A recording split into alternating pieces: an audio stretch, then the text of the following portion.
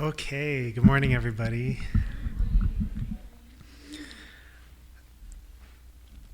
So, last week Dr. Young was here, and that was really quite the experience.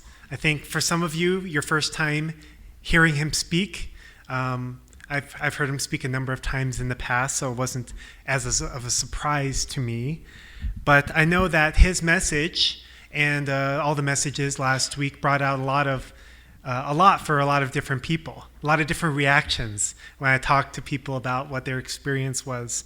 I know some people were struck very deeply by some of the things that were said, points that were made. He definitely didn't hold back any punches, that's for sure. I know that for some people, his style of speaking was very distracting and difficult to, I know what he's saying, but how he's saying it is hard to, right? A little bit hard to digest. I think that for some people. I really like Dr. Young a lot. I believe he's really sincere. And although sometimes for me personally, it's a little bit hard to get past the way of speaking. But I also know that, I spent a lot of time with him when he was here. And we went up to Pikes Peak together and everything. And that's a long drive. You got to drive down Colorado Springs, take an hour-long train up to the mountain and everything. And I'm always really moved by his sincerity, his sincere desire to really know the members and their situations and their names and their pictures. Everywhere he goes, he always asks for pictures of all the families and their names. And he had pictures of all the GPA members, because he was just at that workshop. And half the time when we're driving around, he's asking me or Reverend Thompson or somebody, well, what's this person's name? Or tell me a little bit about their situation. He really takes seriously what he talks about. He talked a lot about many things, right? But one of the points that really sticks out to me is the Jungsung, right? He talked about Jungsung a lot. This kind of sincere devotion, his sincerity of effort. He really talked about how if you just invest and you invest and you invest, something is going to happen eventually. And he's definitely that kind of a person. When he first came to America, he started doing morning devotion, which is 5 o'clock in the morning, 4 o'clock here. Actually, 6. I'm sorry. Yeah. I don't watch live, but early in the morning he gets up and he pours out his heart, and thousands of people watch his message every morning, or recording later on. And he does like what he did here, where he just pours out like to the highest degree that he can.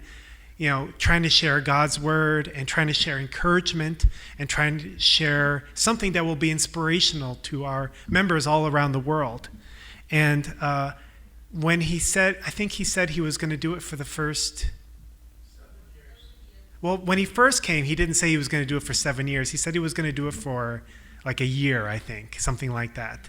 And then he extended it, and he's just doing it, I think, for as long as he's here. He's planning to do it. At first I thought, oh, that's a lot. It's a lot for me to give a message once every 2 weeks. And most pastors have to give a message once a week. It takes a lot of internal preparation and prayer and practical preparation. But he's doing it every day. And I thought he would give up at some point, but nope, he is not that kind of a person. So I've kind of, even though I'm not the biggest fan of the way he speaks, I really respect I think he's really sincere. And I think that that's actually very important, because it's very rare that we get everything we want in a leader or a pastor or a boss or whatever. We have certain expectations of the way we think people should be and the way they should act. And it's usually pretty unrealistic. In my experience, I found that people who tend to be kind of movers and shakers or visionaries, or people who really have a passion to do something in the world, they tend to be often abrasive people. They tend to often be difficult to be around because they feel so called to do something. They don't often know how to convey what they feel, and they don't often know how to work with other people. I'm not saying Dr. Young is like that, but that's just been my experience in general. But we often, would like to have the perfect speaker, like the most upright person without any flaws, speaks perfect English and looks really attractive and is tall and, says all the things in a way that I know I get it. It makes sense to me. It's digestible. I cry, all these things. That's what we want, right? But, that is not reality. And if you do get somebody like that, what is that kind of a person usually? A politician, right? They know the right things to say, they know the right things to do, but they might not really be authentic. They might say one thing and then do something else behind your back. So, which is better, right? Somebody who's sincere but maybe a little abrasive and not everything that we would like, and maybe they don't speak perfect English, or somebody who looks perfect on the outside and says all the right things, but behind your back they're doing something different. Which is better, right?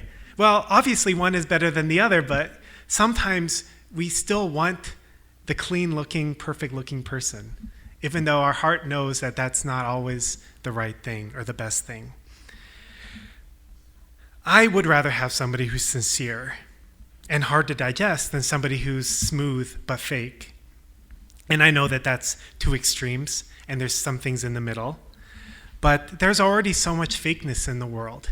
And it really pains me when inevitably, as we are always going to find fakeness in our churches and anywhere we go in our life. But it really pains me when I find fakeness in the church because, I feel like the value of being a part of a religious community and a faith is it should be a sincere desire to work on ourselves and have authentic relationships with each other, authentic relationship between me and God. Fakeness shouldn't be anywhere in there, but we're all human and it does happen, unfortunately. To me, this is kind of similar to the concept that we talk a lot about in the church, which is the original mind. So, we have two things that we talk about in terms of like our internal drive to become closer to God. There's our conscience, right? And then, which we hear a lot about. And then there's the original mind, which is a unique concept to our faith that the divine principle talks about. So I want to share a little bit about what that is from the divine principle. It says, the conscience is that faculty of the human mind which, by virtue of its inborn nature, always directs us to what we think is good. However, due to the fall, human beings have become ignorant of God and thus ignorant of the absolute standard of goodness. For this reason, we are unable to set the proper standard of judgment for our conscience. As the standard of goodness varies, the standard of our conscience also fluctuates. This causes frequent contention even among those who advocate a conscientious life. The original mind is that faculty of the human mind which pursues absolute goodness. It relates to the conscience as an internal nature to external form, so like the source. A person's conscience directs him to pursue goodness according to the standard which he set up in ignorance. Even though it may differ from the original standard, however, the original mind, being sensitive to the proper direction, repels this faulty standard and works to correct the conscience. People feel joy when their desires are fulfilled. The word desire, however, is often not understood in its original sense, because in the present circumstances, our desires tend to pursue evil rather than good. Desires which result in injustice do not emanate from a person's original mind. The original mind is well aware that such desires lead to misfortune. Therefore, it repels evil desires and strives to follow the good. Even at the cost of their lives, people seek for the joy that can rapture the original mind. This is the human condition. We grope along exhausting paths to cast off the shadow of death and search for the light of life. So you saw the title. You're probably wondering what the heck, what do you want is the title of the sermon today. So I get to the point of what that was about. It's not easy to know what we want sometimes, right? Sometimes we know we want authentic, we know we want not fake, but sometimes we want what's flashy and looks good, even if it's maybe not real. Many times the things that we think we want are not the things that we know will actually make us happy, like a comfortable life. Who here wants a comfortable life? Everybody wants a comfortable life, right?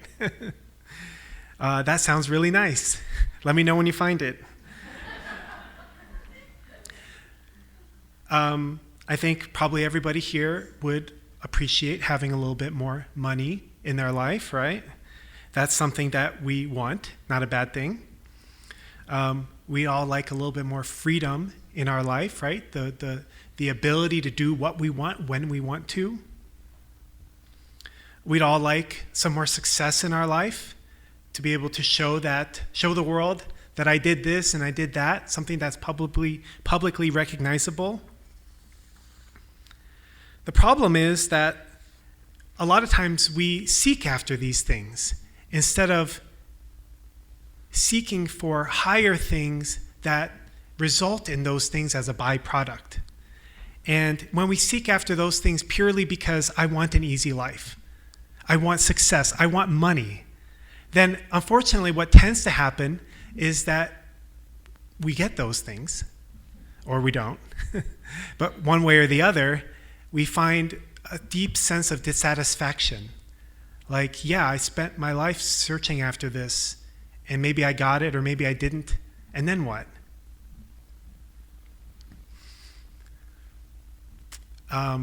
I always go back to Dr. Young because I feel like he really brought out this kind of concept in my mind, because even he himself said, I don't speak good English, I don't have any skills.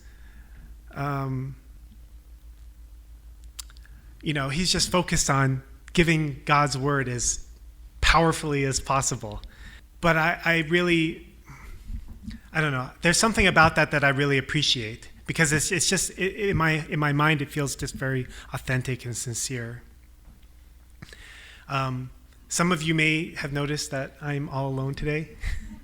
Adonia and the kids are in Missouri visiting my in-laws, and they're taking the spring break and a couple extra days off to visit. So I'm kind of holding things down. And whenever my family leaves, 4 kids and everything. It's always a very interesting experience for me, because it's been a long time since I've been a single person. And you tend to forget what that's like, because your life day in and day out is with other people. You get your wife with you all the time, and the kids are all around, and sometimes it gets a little bit crazy, and sometimes it can be easy to take it for granted that you have a wonderful family, and you kind of wish sometimes, I just wish I had more privacy, or I wish I had my space. But then when you get it, like I'm experiencing right now, it always feels very strange. It's almost unnatural. But I also recognize that many people, that's also normal, to be by yourself, or to be alone or lonely in life. And it's interesting, because a lot of people think that's better than having a family. A lot of people today don't want to have kids, It's a very common sentiment. And it's very easy to see all the downsides of having a family, right? You look at people, maybe some people seem to have crazy kids, or you're dealing with, it's so expensive, or you have to drive them everywhere. There's a lot of practical, responsibilities that come with having a family. But I think that the biggest reason that a lot of people don't want to have kids is actually something much deeper. It's something much more internal than all those external things. Yes, having kids can be expensive. Yes, having kids can be a lot of work. yes, having kids can put a lot of stress on a marriage. It can you can feel like your life is out of control, or you don't have any of your own space or privacy. But I think that the biggest challenge for a lot of people in having kids is that if you want to raise a family well, if you want to raise your children well, it requires that we ourselves as parents have to confront our own limitations, our own shortcomings, our own insecurities, our own immaturities. Because children are very good at noticing those things. They're very good at pointing out those things. You're not going to be able to, I think, get by for too long without them starting to realize, oh, mom and dad are not perfect. And in a way, it actually, if we want to have the respect of our children, if we want them to look up to us as role models, then it requires us to grow up. It requires us to humble ourselves. Like, you have to apologize to your kids sometimes. That's like a really confronting concept.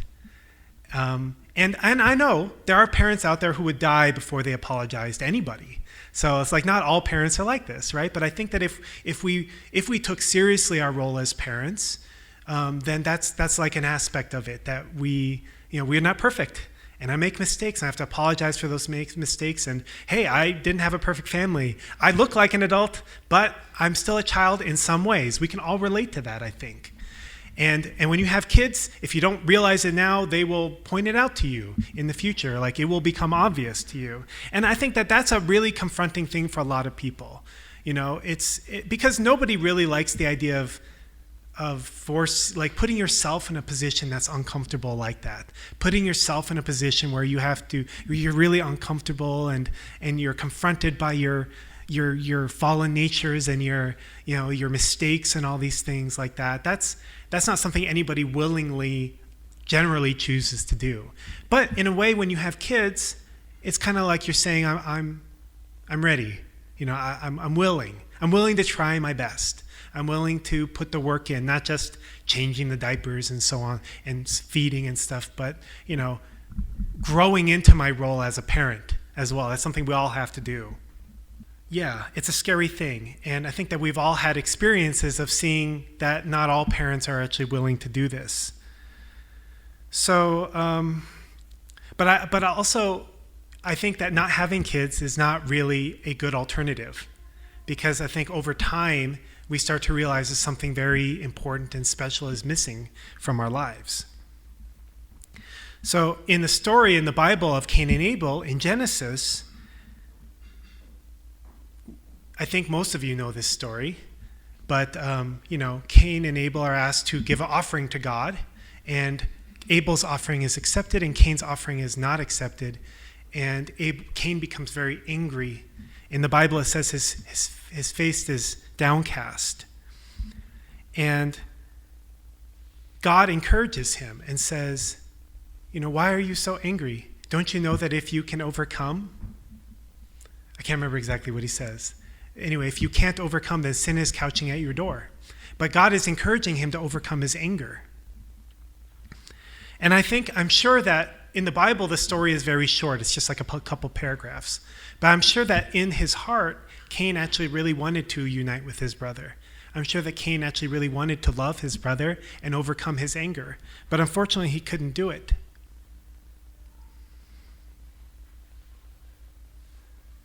And I think that realistically, in our own lives, many times God will give us an opportunity, or God will send somebody into our life.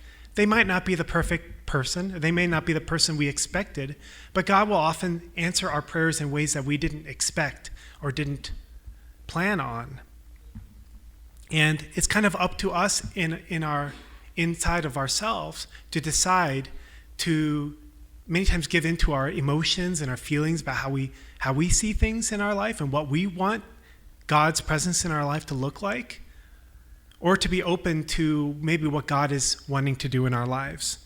So I want to read a couple verses from the Bible here. This is from Galatians. So I say, walk by the Spirit, and you will not gratify the desires of the flesh. For the flesh desires what is contrary to the Spirit, and the Spirit what is contrary to the flesh. They are in conflict with each other, and so that you are not to do whatever you want. Whenever someone turns to the Lord, the veil is taken away. For the Lord is the Spirit, and whenever the Spirit of the Lord is, there is freedom. So all of us who have had that veil removed can see and reflect the glory of the Lord. And the Lord, who is the Spirit, makes us more and more like him as we are changed into his glorious image. From 2 Corinthians. So it's not always easy for us to know what we want. And we can't just follow our emotions. We can't just follow our desires, our feelings about things, because sometimes they might lead us in the right direction, sometimes they won't. We can't just rely on things being the way we would like them to be, the perfect person, the perfect situation, the perfect answer to our prayers.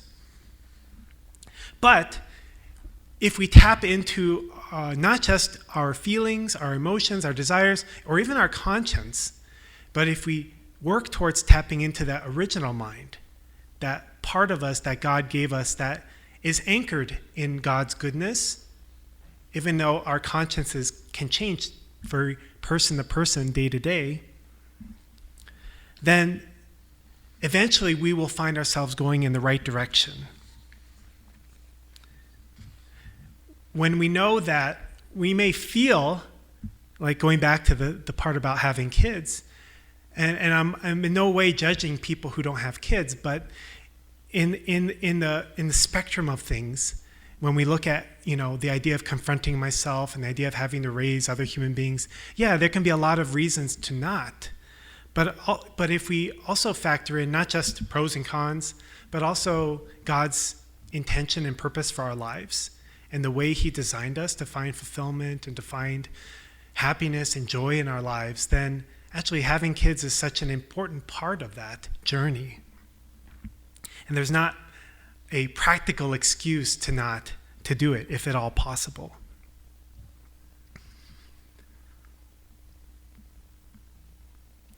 When we look at what is our original mind's desires, I think that they come back to things like forgiveness, redemption, relationships, family, deepening our relationship and connection with God, greater faith, personal growth, meaningful challenges to overcome, and fulfilling work. None of these things are easy. None of these things are things that you wake up in the morning, or I wake up in the morning, I think, you know what, I'm going to try to forgive that person that I've been holding this grudge onto for the last 10 years of my life. Like, you're not going to wake up and you're going to think, that's what I want to do today. You're probably not going to wake up and say, you know what, I've really neglected my relationship with God. I'm going to put the work in to really develop my relationship with God. Or you might. There are amazing people in this world, but I generally don't wake up with that feeling. If I wake up, I'm like, I want to stay in bed a little bit longer. I want to take a really long shower and use all the hot water.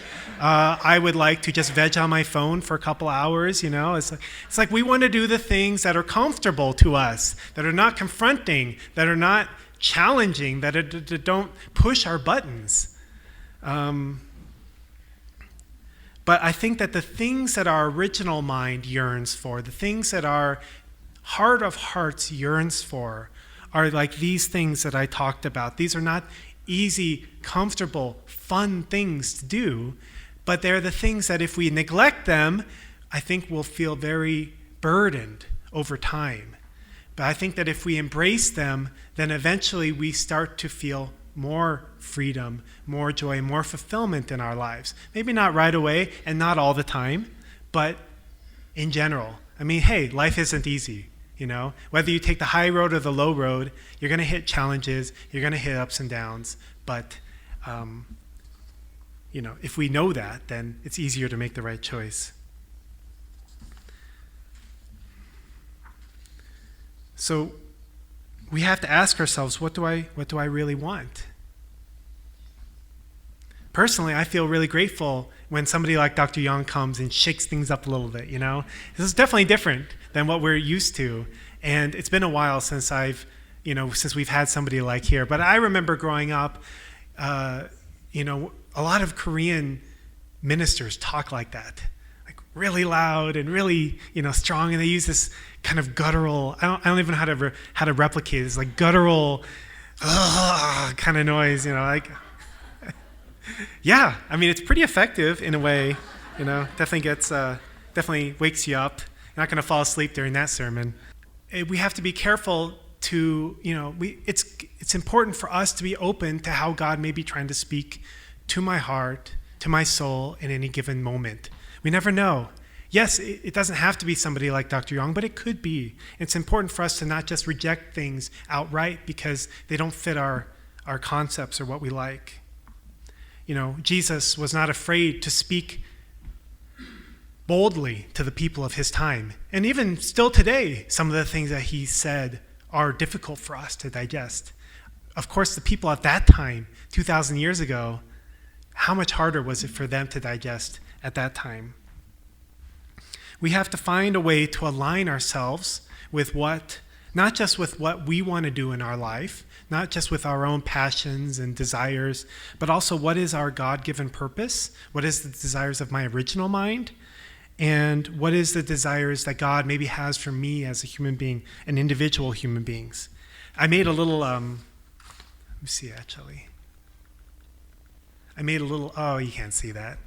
Well, I made a little chart. You know how they make these things that show you how to live a more fulfilling life? I kind of made that too. But so it says God's purpose for my life, God's purpose for all people, so all human beings, and then the last one down there is my gifts, talents, and desires. And I think that if we can find a healthy balance between all three of these things, that's the sweet spot. So I just made that up, and I thought it was kind of cool. So here's one last verse from Ephesians. But don't let the passion of your emotions lead you to sin. Don't let anger control you or be fuel for revenge, not even for a day. Don't give the slanderous accuser, the devil, an opportunity to manipulate you. If any one of you has stolen from someone else, never do it again. Instead, be industrious, earning an honest living, and then you'll have enough to bless those in need. And never let ugly or hateful words come from your mouth, but instead let your words become beautiful gifts that encourage others. Do this by speaking words of grace to help them. The Holy Spirit of God has sealed you in Jesus Christ until you experience your full salvation. So never grieve the Spirit of God or take for granted his holy influence in your life. Lay aside bitter words, temper tantrums, revenge, profanity, and insults. But instead be kind and affectionate toward one another. Has God graciously forgiven you? Then graciously forgive one another in the depths of Christ's love. So if we live our lives by words such as these and reject living a life just based off of our desires, soul desires not with anything else, I think our lives will be much better. And I think it's also an important point to make too, that we can pray and we can pray and we can pray. It's like that comic. Have you seen the comic where the guy is stuck on an island or stuck on a roof and it's like there's a flood and he's like, there's a guy comes by with a boat and he's like, hey, you want to hop on my boat? And the guy's like, no, I've been praying, God's going to come and save me. So he's like, okay, fine. And the guy comes on a helicopter and he's like, do you want to lift? And he's like, no, God's going to save me. And then he drowns. And then he gets to heaven and he's like, God, why didn't you save me? And he's like, well, I sent a boat and a helicopter. I feel like sometimes we're like that. We have all these expectations of how God should answer our prayers, how God should appear in our lives. And you know what? Maybe sometimes he will. But in my experience, usually he doesn't. So we just have to be open-minded. And especially when we're praying for an answer, which I have no doubt many of you are, looking for something in your life. that the answer to your prayer may not come in the form that you think it will. But, if an answer comes, run with it and see what happens. God's perspective and his plans and his ideas are much bigger than ours. And thank goodness. We have to always be open to what God may be doing in our life and how God will answer our prayers. And be careful not to reject God's intervention in our lives if it comes along. So that's my message. Please join me in prayer.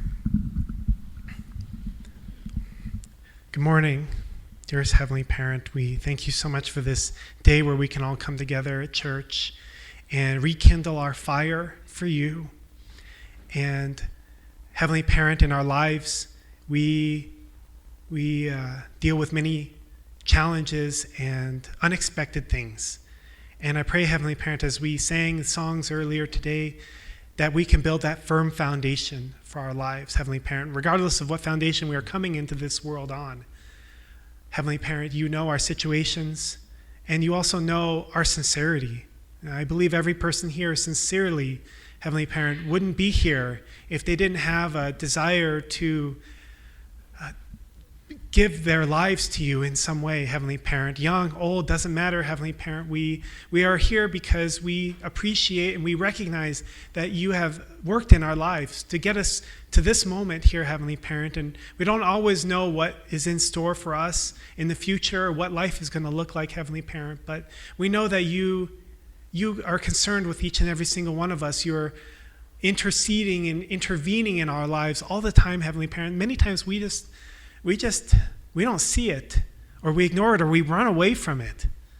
And I just pray, Heavenly Parent, that this morning we can have the humility and the fortitude and the strength and the wisdom to do what is right, to follow our conscience, to follow our original mind, to follow the yearnings of our heart, which is to become closer to you, and to become closer to our families, and to become closer to our brothers and sisters in this world, Heavenly Parent. It's something each and every one of us deeply wants, even those that maybe have given up on it, Heavenly Parent. Please guide us. Please guide this community that we can be a force for you in this world. I offer this prayer to you in our names as Blessed Central Families. Amen and adieu. Thank you.